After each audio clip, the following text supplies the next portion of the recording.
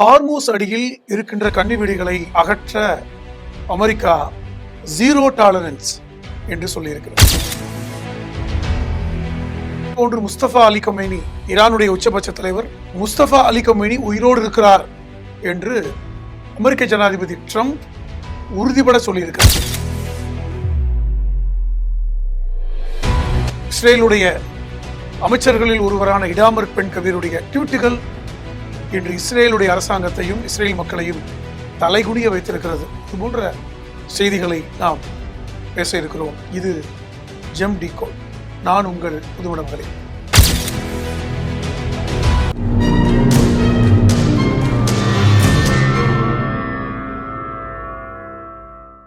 ஒமானுடைய வெளியுறவு அமைச்சர் பதர் அல் ஃபுதைத், இவர் ஈரானுடைய வெளியுறவு அமைச்சர் அப்பாஸ் அராக்கியை சந்தித்து இந்த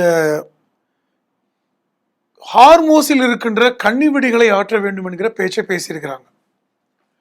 ஹார்மோஸ் மூடப்பட்டிருக்கிறது. ஹார்மோஸில் எந்த கப்பல் போக்குவரத்தும் பெரிதாக இல்லை. ஒரு நாளைக்கு 100க்கும் மேற்பட்ட கப்பல்கள் பயணப்பட்ட அந்த வழித்தடம், அந்த ஹார்மோஸ் ஸ்ட்ரைட் என்று சொல்லக்கூடிய இடம் தற்போது மூடப்பட்டிருக்கிறது. அந்த பகுதிக்குள் அத்துமீறி நுழைய முடியாத அளவிற்கு அந்த ஹார்மோஸுடைய கடலின் அடிப்பரப்பில் ஏராளமான கன்னிவெடிகள் புதைக்கப்பட்டிருக்கின்றன என்கிற செய்தி, அங்கு கப்பலில் ஈரானுடைய அரசாங்கத்துடைய அனுமதி இல்லாமல் சென்றால் அது பெரும் ஆபத்தை விளைவிக்கும் என்கிற செய்தியோடு நாம் தொடர்புபடுத்தி பார்க்க வேண்டும். இன்னைக்கு ஹார்மோஸ் அமெரிக்க கப்பல் படையினரால் முற்றுகையிடப்பட்டிருக்கிறது என்றாலும் அது ஹார்மோஸுக்கு அருகே இல்லை. அங்கிருந்து ஒரு 200 கிலோமீட்டர் தூரம் அமெரிக்க கப்பல்கள், ஆப்ரஹாம் லிங்கன், வாஷிங்டன் போன்ற கப்பல்கள், தற்போது ஆப்ரஹாம் லிங்கன் அமெரிக்காவுக்கு திருப்பி அனுப்பப்பட்ட செய்தியை நாம் பேசியிருக்கிறோம். மற்ற அமெரிக்க இராணுவத்துடைய கப்பல் படையுடைய கப்பல்கள், இராணுவ ஏவுகணை தாக்குதலுடைய கப்பல்கள், விமானம் தாங்கி கப்பல்கள் என ஒரு 200 கிலோமீட்டர் தூரத்தில் தான் ஹார்மோஸை முற்றுகையிட்டுக் கொண்டிருக்கிற நிலையில் ஹார்மோஸிற்கு அடியில் இருக்கின்ற கன்னிவெடிகளை நீக்க வேண்டும். இதை நாங்கள் 100% டாலரன்ஸோட சொல்கிறோம் என்று அமெரிக்கா சொல்லியிருக்கிறது. இந்த செய்தியை அமெரிக்காவுடைய வெளியுறவுத்துறை ஒமானுடைய வெளியுறவு அமைச்சர் பதர் அல் ஃபுதைதிற்கு தகவலாக அனுப்பியிருக்கிறார்கள். தற்போது ஒமானுடைய வெளியுறவு அமைச்சர் ஈரானுடைய வெளியுறவு அமைச்சர் அப்பாஸ் அராக்கியோடு இதை பற்றி பேசிக்கொண்டிருக்கின்ற செய்திகள் முக்கியமானது. இந்த கன்னிவெடிகளை அகற்ற வேண்டும் என்று ஈரானும் விரும்புகிறார்கள். காரணம், அமெரிக்காவுக்கும் ஈரானுக்குமான இந்த உடன்படிக்கை ஒருவேளை வெற்றிகரமாக நடைபெற்றிருந்தால் அது இந்நேரம் ஹார்மோஸில் ஒரு கப்பல் போக்குவரத்தை எளிமையாக ஆக்கியிருக்கும். என்றாலும் இந்த கன்னிவெடிகளை அகற்றாமல் கப்பல் போக்குவரத்து சாத்தியமில்லை என்கிற இடத்தில் அமெரிக்கா இந்த கன்னிவெடிகளை உடனடியாக அகற்ற வேண்டும் என்று ஒமானுக்கு நெருக்கடி கொடுக்கிறது. ஈரானுக்கு செய்திகளைத்தான் சொல்ல முடிகிறது. காரணம், ஒமானும் ஈரானும் தான் இந்த ஹார்மோஸுடைய கட்டுப்பாட்டில் தற்போது வைத்திருக்கிறார்கள். 2020ஆம் ஆண்டு மார்ச் மாதம் இந்த யுத்தம் கடுமையாக இருந்த காலகட்டத்தில் ஈரானுடைய IRGCன்னு சொல்லக்கூடிய அந்த ஈரான் ரெவல்யூஷனரி கார்ட் கார்ப்ஸ் என்று சொல்லக்கூடிய புரட்சிகர படை தான் இந்த வேலையை செய்தனர் என்று ஈரானே ஒப்புக்கொண்ட ஒரு செய்திதான். இவர்கள் சிறிய படகுகளில் பயன்படுத்தி இந்த கன்னிவெடிகளை வைத்ததை அப்பொழுது உலகமே பதைப்பதைப்போடு பார்த்ததை நாம் இங்கு கவனத்தில் கொள்ள வேண்டும்.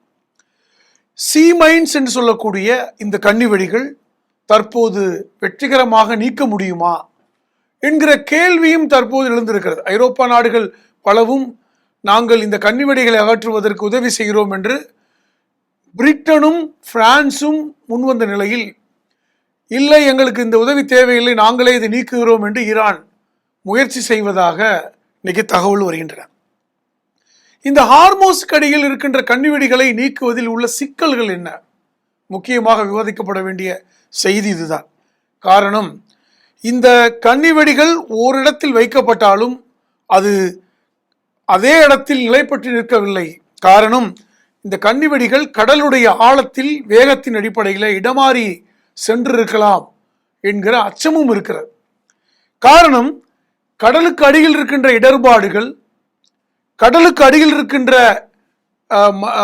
கற்களுக்கு இடையிலே இந்த கன்னிவெடிகள் சிக்கி கொண்டு அதை துல்லியமாக கண்டறிய முடியாமல் இருக்கின்ற ஒரு கடுமையான சூழல் இருப்பதாகவும் சொல்லப்படுகிறது. காரணம், இந்த துல்லியமாக கண்டறிவதில் சிக்கல்களும் இருக்கின்றன.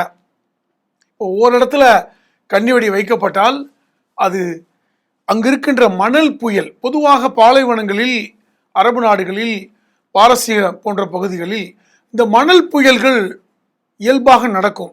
அது கடலுக்கு அடியிலும் அந்த மணல் புயலுடைய தாக்கம் இருப்பதன் காரணமாக இது என்ன ஆகும் என்றால், இந்த கன்னிவெடிகள் கடலுக்கு அடியிலே இருக்கின்ற இந்த சீ மைன்ஸ் என்று சொல்லக்கூடிய கன்னிவெடிகள் இடம் மாறி போகின்ற வாய்ப்பு இருப்பதாகவும், இது பல ஆயிரம் கன்னிவெடிகள் உள்ளே இருப்பதால் அதை நீக்குவதற்கு இன்னும் பல காலம் பிடிக்கும் என்று தகவல். அது அமெரிக்கா இது 0 டாலரன்ஸ் என்று சொன்னாலும் அதில் இருக்கின்ற சிரமங்கள் மிக முக்கியமானது. இதை நீக்காமல் ஹார்மோஸில் கப்பல்கள் செல்ல முடியாது என்பதுதான் நிதர்சனமான உண்மையாக இருக்கிறது. இரண்டாவது முக்கியமான செய்தி, ஈரானுடைய அதிபர் முஸ்தபா அலி கமேனி, ஐதுல்லா அலி கமேனியுடைய மகன், அவர்தான் இப்பொழுது ஈரானுடைய உச்சபட்ச தலைவர்.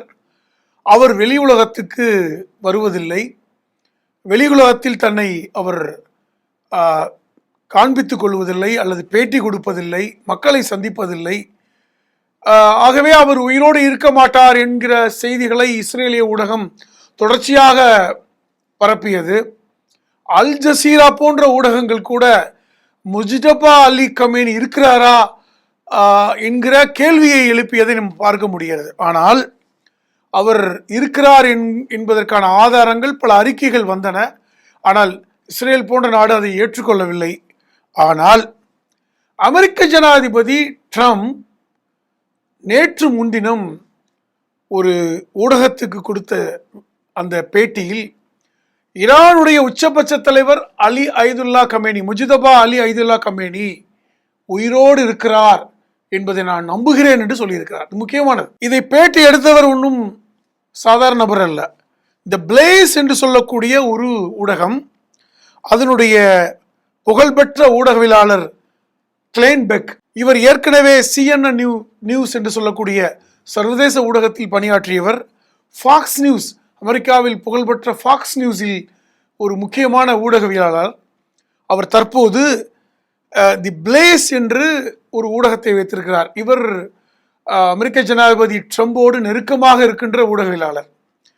பொதுவாக ஊடகவியலாளர்களை பார்த்து அமெரிக்க ஜனாதிபதி ஃபேக் நியூஸ் அப்படிம்பார். ஆனால் இந்த பிளேஸ் அமெரிக்காவுடைய நம்பகத்தன்மையுடைய ஊடகம்.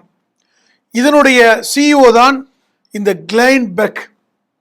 அவருக்கு கொடுத்த பேட்டியில் ஈரானுடைய ஜனாதிபதி உயிரோடு இருக்கிறார் என்று தான் நம்புவதாக ட்ரம்ப் வெளிப்படையாக சொன்ன செய்தி. இது முக்கியமாக பரபரப்பாக பேசப்படுகிறது. ஆனால் அவர் ஏன் வெளியே தலைகாட்ட பயப்படுகிறார் என்கிற கேள்வியும் இன்னைக்கு பத்திரிகையாளர்கள் எழுப்புகிறார்கள். அவர் ஏற்கனவே பிப்ரவரி மாதம் ஈரான் அமெரிக்காவுடைய ஏவுகணை தாக்குதலில் அப்போது இருந்த உச்சபட்ச தலைவர் ஐதுல்லா அலி கமேனி, அவருடைய குடும்பத்தினர் இந்த பங்கர் பஸ்டர் ஏவுகணை தாக்குதலில் உயிரிழந்தது நமக்கு தெரியும். அந்த ஒட்டுமொத்த குடும்பத்தினரும் பெரும்பாலானவர்கள் உயிரிழந்த நிலையில் இந்த முஸ்தபா அலி கமேனியும் கொல்லப்பட்டிருக்கலாம் என்கிற பேச்சு இருந்தது. ஆனால் அவர் உயிரோடு இருக்கிறார், அவர்தான் ஈரானுடைய அடுத்த உச்சபட்ச தலைவர் என்று ஈரான் அரசாங்கம், அந்த சுப்ரீம் கவுன்சில், பொதுவாக ஈரான் ஆட்சி செய்வது சுப்ரீம் கவுன்சில் தான், அந்த சுப்ரீம் கவுன்சில் அறிவித்த போது கூட முஜ்தபா அலி கமேனி வெளி உலகத்துக்கு வரவில்லை. ஆனால் அவர் தற்போது உயிரோடு இருப்பதை ஈரான் உறுதி செய்த நிலையில் அமெரிக்க ஜனாதிபதி ட்ரம்பும் உறுதி செய்திருக்கிறார். அப்ப ஈரானில் நடப்பது ஒரு ஷேடோ கவர்மெண்ட் என்கிற வார்த்தையையும் ட்ரம்ப் பயன்படுத்தியிருக்கிறார். ஒரு நிழல் அரசாங்கம் ஈரானை ஆட்சி செய்கிறது. இப்போ பொதுவாக ஒரு அதிபரை சந்திக்க வேண்டும் என்றால் அதிகாரிகள் எளிதாக சந்திக்க முடியும்.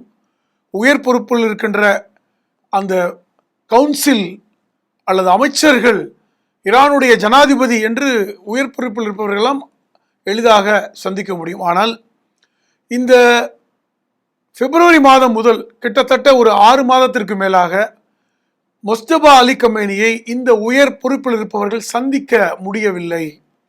இதுதான் சந்தேகத்தை கொடுத்தது. காரணம், இந்த உயர் பொறுப்புகளில் இருப்பவர்களில் சிலர் அவர்கள் அமெரிக்காவின் கைக்கூலியாக இருப்பார்களோ என்கிற அச்சம் ஈரானுடைய அரசுக்கு இருந்தது. ஏற்கனவே பல்வேறு ஏவுகணை தாக்குதலில் பலரும் ஈரானில் வைத்து கொல்லப்பட்ட நிகழ்வு நமக்கு தெரியும். ஹமாஸுடைய தலைவர் இஸ்மாயில் ஹனியா அவர் ஈரானுடைய ஜனாதிபதி மசூத் பெசிக்கியானியுடைய பதவியேற்பு விழாக்கு சென்ற நிலையில் அவர் இஸ்ரேலுடைய ஏவுகணை தாக்குதல், அது அமெரிக்காவுடைய ஏவுகணை தாக்குதல் மூலமாக கொல்லப்பட்டது மூலமாக அவருடைய பயணம் எப்படி வெளியே தெரிந்தது என்று ஈரான் அரசாங்கம் அதிர்ச்சியை வெளிப்படுத்தியதை பார்க்கிறோம். இப்போ அலி அய்துல்லா கமேனியுடைய மரணம் எல்லாமே இவருடைய இடம் எப்படி எதிரிகளுக்கு தெரிந்தது என்கிற அந்த சந்தேகம் ஈரானிய அரசாங்கத்துக்கு இருக்கிறது. ஆகவேதான் முஜ்தபா அலி கமேனியுடைய இருப்பிடம் படு ரகசியமாக வைக்கப்பட்டிருக்கிறது என்று சொல்கிறார். அவரை எளிதாக எவரும் சந்திக்க முடியாது, ஒரு கோட் வேர்ட் மூலமாக சந்திக்கிறார்கள், அல்லது ஒரு ரகசியத்தை அல்லது ஒரு செய்தியை அவரிடம் கொண்டு சேர்ப்பதற்கு 2-3 அடுக்குகளை வைத்து சந்திக்கிறார்கள் என்றெல்லாம் இன்னைக்கு செய்திகள் வருகின்றன. காரணம், மொசாத்துடைய ஊடுருவல் ஈரானுக்குள் இருப்பதை கடந்த 6 மாதங்களுக்கு முன்பு நடந்த நிகழ்வின் மூலமாக ஈரானுடைய சுப்ரீம் கவுன்சிலராக அந்த அலி லாரிஜானி பத்திரிகைக்கு பேட்டி கொடுக்கும்போது சொன்னார். அவர்தான் அப்பொழுது இந்த கவுன்சிலுடைய ஜெனரல் செக்ரட்டரி. இந்த அலி லாரிஜானியும் கொல்லப்பட்டார். ஆகவேதான் முஜ்தபா அலி கமேனியுடைய இருப்பிடத்தை படு ரகசியமாக ஈரான் அரசாங்கம் வைத்திருக்கிறது என்பதை நாம் புரிந்து கொள்ள முடிகிறது.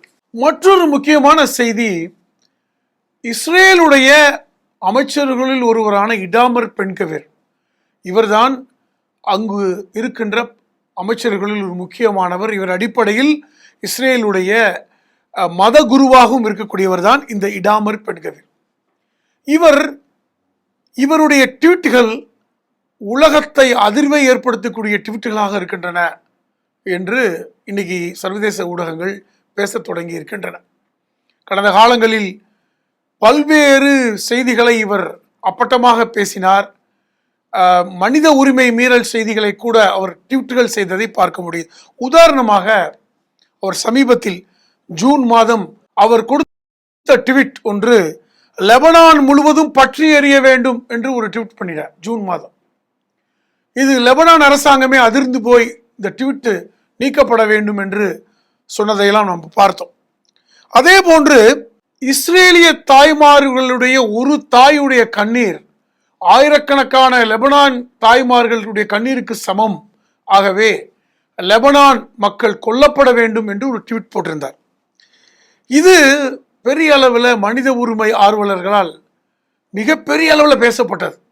இது ஒரு மோசமான ட்வீட், இது ஒரு மனிதாபிமானற்ற ஒரு ட்வீட் என்றெல்லாம் பேசப்பட்டது. அதே போன்றுதான் அவர் சமீபத்தில் இன்னொரு ட்வீட் போட்டிருந்தார், டெஹரான் இன்றோடு அழிந்து விட்டது என்று போட்டிருந்தார். அவருடைய ட்வீட்டுகள் எல்லாமே மனித உரிமைக்கு எதிரான ஒரு ட்வீட் என்று பார்க்க முடியாது. சொல்லப்போனால் இஸ்ரேலுடைய பிரதமர் பெஞ்சமின் நெதன்யாகுவே இந்த ட்வீட்டுகள் நீக்கப்பட வேண்டும், இது இஸ்ரேலுடைய பண்புகளுக்கு எதிரானது, இதுதான் முக்கியமானது. ஏற்கனவே இஸ்ரேலை பற்றிய, இஸ்ரேலுடைய பண்புகளை பற்றியெல்லாம் உலகம் பார்த்து வியந்து கொண்டிருக்கிறது. இஸ்ரேலுடைய பண்புகளே மனித உரிமைக்கு எதிரானது என்றெல்லாம் உலகம் கருத்துக்களை சொன்ன நிலையில் பெஞ்சமின் நெதன்யாகு சொன்னார், இடாமர் பென்கவேருடைய ட்வீட்டுகள் இஸ்ரேலுடைய பண்புகளுக்கு எதிரானது. இது ஒரு கெலிக்கூத்தாக இருந்தாலும் குறைந்தபட்சம் சாத்தான் வேதம் ஓதுகின்ற அந்த ஒரு உதாரணத்தை கூட நாம் பொருத்தி பார்க்கலாம். இஸ்ரேலுடைய பிரதமரே இந்த ட்வீட்டுகளை பார்த்து அதிர்ந்து போகின்ற ட்வீட்டுகள் என்பதுதான் முக்கியமானது.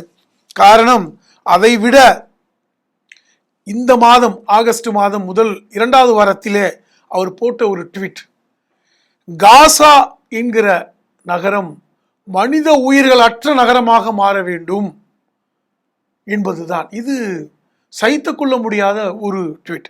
காசாவில் இன்னைக்கு வடக்கு காசா, தெற்கு காசா என்று இருக்கிறது. இன்னைக்கு வடக்கு காசாவில் தெற்கு காசாவில் மக்கள் பெரும்பாலானவர்கள் இல்லை, இடிந்த இடிபாடுகள் தான் இருக்கின்றன, கட்டடங்கள் எல்லாம் உடைந்து நொறுங்கி இருக்கின்றன. மக்கள் எல்லோருமே இன்னைக்கு தெற்கு காசாவில் இருக்கிறார்கள். 10 லட்சம் பாலஸ்தீனியர்கள் ஒரு 10 கிலோமீட்டர் சுற்றளவிற்குள் இருக்கிறார்கள். உலக அளவிலே நெருக்கடியான நகரம் காசா என்றெல்லாம் சொல்லக்கூடிய நகரம். இந்த நகரம் மனித உயிரற்ற நகரமாக இருக்க வேண்டும் என்று இந்த இடாமர் பெண்கவருடைய ட்வீட், இது ஒரு மனித அறத்துக்கு எதிரானது என்று சொல்வதை விட ஒரு அகோரமான ஒரு ட்வீட். அந்த ட்வீட் இன்றும் நீக்கப்படாமல் இருப்பதுதான் பெரிய அளவில் இன்னைக்கு உலக நாடுகள் சகித்து கொள்ள முடியாமல் கருத்துக்களை சொல்வதையும் பார்க்க முடிகிறது. அன்பு நேயர்களே, இந்த ஜெம் டிகோடில் மற்றும் ஒரு உலகச் செய்தியோடும் மற்றும் ஒரு சுவாரஸ்யமான விவரங்களோடு உள்ள செய்திகளோடும் நான் உங்களை மீண்டும் சந்திக்கிறேன். அதுவரை நன்றி நேயர்களே.